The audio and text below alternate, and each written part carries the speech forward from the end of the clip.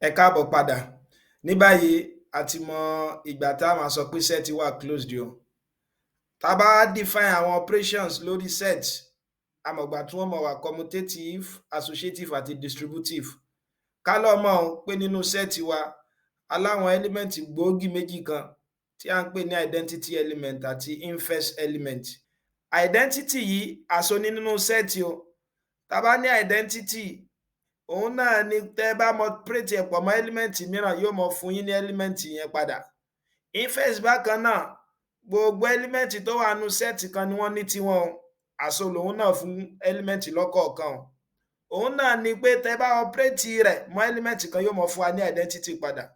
Nínú fẹ́ràn eléyìí tẹ́ ń wò yìí, máa máa ṣàlàyé ìtumọ̀ àwọn element méjèèjì. Ẹ mọ̀ bá mi ká lọ. Nínú àwọn tí wọ́n tún fẹ́ ká dì mú tá a máa lò láti fi ṣiṣẹ́ dáadáa, òun náà ni kíni o, identity element. Ẹ dákun ẹ jẹ́ ká gbọ́ yìí o. Tí wọ́n bá sọ pé identity element, a máa pe element kan ní identity tó bá jẹ́ pé tí n bá operate ẹ̀ mọ́ element kan tó wà fún mi ní element yẹn padà. So tí bá okay, a closed set S under a binary operation star. Ṣé pé báyìí mo láti lè mọ́ kọ́ agbọ́dọ̀ set wa gbọ́dọ̀ mọ́ close. So tí báyìí ó dẹ̀ gbọ́dọ̀ mọ́ ní kíni o, agbọ́dọ̀ mọ́ ní binary operation tí ó define nínú rẹ̀ pé tí bá ní S star. So tí èmi báyìí tó bá jẹ́ pé e mi tí mo ń pè ní identity element yìí, òun là sábà máa ń pè ní identity element tó bá wà nínú X, tí a náà dẹ̀ ṣe kíni o, tí a wà nínú X pé a e ń bẹ nínú X, ìyẹn náà ni pé àwọn méjèèjì ń bẹ nínú X, mo bó ti ń bá wọn tó yẹ pé tí n bá mọ operate yíyí pọ̀ mọ́ a tó wà fún mi ní a padà, ajá sí pé yíyí o ó là ń pè ní kíni identity element. Ṣé kò yé wa? Ọ̀yà ẹja wálẹ̀ díẹ̀ ká pé n bá ní addition, ìtumọ̀ identity element under addition tá a máa ń pè ní additive identity. A lè ní additive identity. Additive identity ni pé kíni o, identity element under addition. Ìtumọ̀ náà ni pé kíni o, kíni mo rò mọ́ a tí ó mọ fún mi ní a padà, kí lá máa rò mọ́ a tí ó mọ fún mi ní a padà, 0. Tẹ̀yìn pé tí bá ní 0 plus a tàbí a plus 0, kí ni ó mọ fún mi? A náà ni. Tó bá yẹ pé a ń dàrú, kí lẹ́ mọ rò mọ́ 10 tí ó mọ fún wa ní 10 padà, 0. Ìtẹ́ ẹ bá máa ń rò mọ́ nọ́mbà kan tí wọ́n fún yín nọ́mbà òun padà, òun ni identity element. So a tún ní multiplicative identity náà. Tàbá ní multiplicative identity pẹ̀lú àlàyé tí mo ṣe ń bẹ̀rẹ̀ náà, òun náà ni pé kíni o, kíni máa multiply pọ̀ mọ́ kíni o, nọ́mbà kan tí ó mọ fún mi nọ́mbà òun padà, kíni máa multiply pọ̀ mọ́ a tí ó mọ fún mi ní a padà. Ẹ rí i pé 1 ni. Mo rò bó ti yá báwọn. Òun náà ni pé kíni identity element yẹn pé kí lá máa operate pọ̀ mọ́ element kan tí ó mọ fún wa ní element yẹn padà. Ká wá lọ mọ̀ identity element wa yóò wá unique o. Ọyọ̀ kan náà ni wọ́n nínú set. Ẹ rí i pé ìta máa rò pọ̀ mọ́ nọ́mbà kan tí ó mọ fún wa nọ́mbà kan míì padà, òun náà ni 0 ni. Kò bìkítà gbogbo nọ́mbà yóò tẹ́ bá rí kẹ́ mú wá, kò bá jẹ́ positive kò bá jẹ́ negative. Ìtẹ́ mọ rò mọ́ tí ó mọ fi fún yín nọ́mbà wọn padà, a ti mọ̀ pé kíni o, a ti mọ̀ pé 0 ni. So la fi mọ̀ pé additive identity ẹ dákun ẹja di mọ́ adẹ̀ ní multiplicative identity pé kí lá máa multiply pọ̀ mọ́ nọ́mbà kan tí ó mọ fún wa nọ́mbà wọn padà.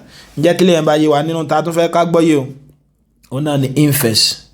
Àti mọ̀ identity o lẹ́ẹ̀kan sí, identity ni pé kíni máa operate pọ̀ mọ́ kíni o, pọ̀ mọ́ element kan tí ó mọ fún mi ní element yẹn padà. So in tí mo operate pọ̀ mọ́ a tó fún mi ní a padà ń bí báyìí, òun náà ni kíni identity element mi. So ti yá báwọn. So tá bá ní inverse ni pé kíni o, kíni máa operate pọ̀ mọ́ element kan tí ó mọ fún mi ní identity. Ẹ jẹ́ á gbé wálẹ̀ díẹ̀. Tá bá fẹ́ àti mọ̀ additive identity, kí la mọ̀ sí 0 àbí, ṣe pé 0 la máa rò mọ́ nọ́mbà kan tí ó mọ fún mi ní nọ́mbà òun padà.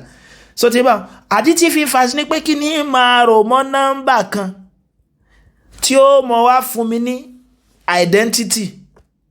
Ṣe identity element under addition sí 0 ni, kí la máa rò mọ́ a tí ó fi fún wa ní a padà, ṣe pé minus a ni. Minus a ń bí báyìí o là ń pè ní kíni o, o là ń pè ní first element under addition tàbí ká pè ní additive inverse. ó yá fún nọ́mbà nǹkan ẹ pé 5 kí ni mo rò mọ́ 5 tí ó fi mọ́ fún mi ní identity element padà ṣe pé -5 ni ajá sí pé -5 òun ni inverse 5 mo rò bó ti ń bá ń pè nítorí pé tá a bá rò papọ̀ mọ́ nọ́mbà kan tó ń fún wa ní kíni padà tó ń fún wa ní identity element adẹ̀ tí mo pé identity element under addition òun ni 0 mo rò bó ti yá báwọn ó yá ní under multiplication kọ́ ó yá bẹ́ẹ̀ ti sọ náà nìyẹn òun náà ni pé kí la máa multiply pọ̀ mọ́ a tí ó mọ̀ fi fún wa ní identity element under multiplication kí dẹ̀ ní identity element under multiplication òun náà ni 1 kí ní máa multiply pọ̀ mọ́ a tí ó mọ̀ fún mi ní 1 padà òun náà ni 1/a ẹ dákun sóyè wa báyìí so òun là ń pè ní kíni o òun là ń pè ní inverse a máa pè lé ní multiplicative inverse káwá lọ́mọ gbogbo element kọ̀ọ̀kan ló ní inverse tiẹ̀ ṣùgbọ́n identity kan ni ó mọ̀ wá nù set kan ṣùgbọ́n gbogbo element ní set kọ̀ọ̀kan gbogbo wọn ló ní kíni o ló ní inverse wọn mo rò bó ti ń bá wọn ẹ jẹ́ tuntun sọ lẹ́ẹ̀kan sí tá bá ní identity ni pé kíni máa operate pọ̀ mọ́ element kan tí ó fi mọ́ fún mi ní element yẹn padà a star e is equal to a bẹ̀tà bá ní inverse a máa ń kọ́ pẹ̀lú a inverse báyìí òun náà ni pé kíni máa operate pọ̀ mọ́ element kan tí ó fi mọ́ fún mi ní identity element padà mo dẹ̀ sọ fún wa mo ní a ní additive identity wa òun ni 0 torí mo ti mọ̀ pé kí ni mo rò pọ̀ mọ́ nọ́mbà kan tí ó mọ̀ fún mi ní nọ́mbà wọn padà 0 náà ni 5 plus 0 òun ni ó mọ̀ fún mi ní 5 a dẹ̀ ní additive inverse náà ni pé kí ni máa rò pọ̀ mọ́ nọ́mbà kan tí ó fi mọ̀ fún mi ní identity element padà negative so ti yé báwo so ti yé mo dẹ̀ sọ fún wa identity element ó wà unique additive inverse òun ṣe kíni o ó wà unique fún gbogbo àwọn nọ́mbà yẹn lẹ́ẹ̀kọ̀ọ̀kan gẹ́gẹ́ bẹ́ẹ̀ náà ni multiplication ẹgbẹ́ tó bá yẹ pé multiplication ni ẹ jẹ́ n fi gègé mi nǹkan ká pé multiplicative ni o multiplicative identity òun jẹ́ 1 pé kí la máa multiply pọ̀ mọ́ nọ́mbà kan tí ó mọ̀ fi fún wa nọ́mbà yẹn padà 1 ni o multiplicative inverse kí ni máa multiply pọ̀ mọ́ element kan tí ó fi mọ̀ fún mi ní identity ẹ pé 1/5 nìyẹn so ti yá báwọn.